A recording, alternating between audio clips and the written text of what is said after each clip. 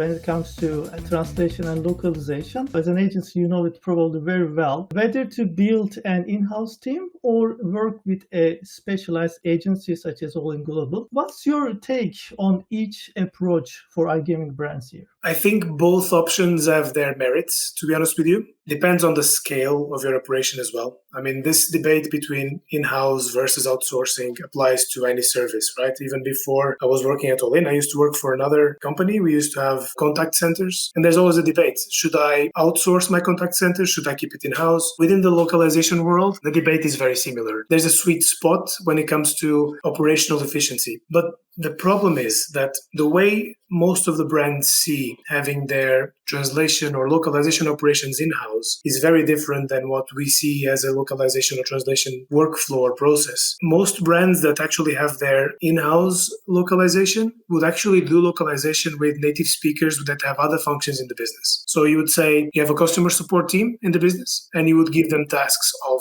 translation and localization just because they are native in a certain language. There are a few good examples actually in our industry of companies that actually have dedicated localization teams. Those are very good examples. And we work on hybrid modes with those actually. We either work with them to develop some translation technology, for example, like Craig that we've developed, and they would use our technology and then their in-house teams would actually do the final verifications. They add the brand tone and whatnot. And then we would have some other clients that only have a few languages in-house and they outsource the remaining languages that we do. We do over 100 languages and dialects. But there are other functions of the business that we have as an agency that an operator, for example, could not have because it's not scalable enough. It gets very expensive at times. For example, vendor management, vendor recruitment. It's really tough. We have to follow certain procedures on hiring people. It's really hard to find that person that is a native speaker of a particular language that has an extremely good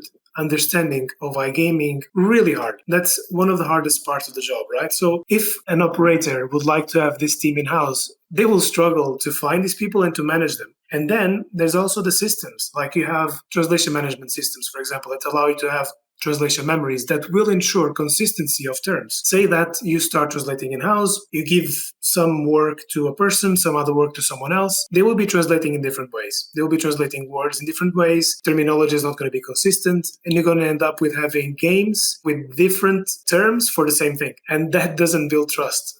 That just creates some confusion in your players. It actually damages the trust. Nowadays, hybrid models that can work really, really well. The companies would have a small localization team in-house that could actually understand the process and make it happen on their side.